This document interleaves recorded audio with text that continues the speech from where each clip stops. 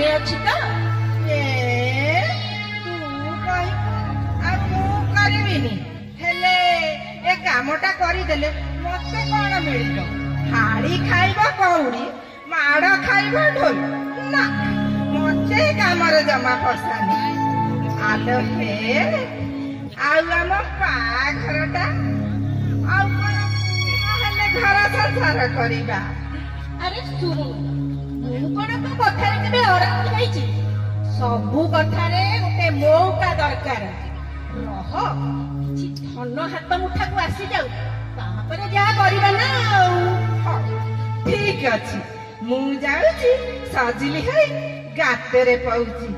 ଆଉ ତୁ ମୋ ପଛେ ପଛେ ଆସିବୁ ତ? ସବୁଥର ଭଳି ଏଥର କବି ଠକିଦବୁନି ତ?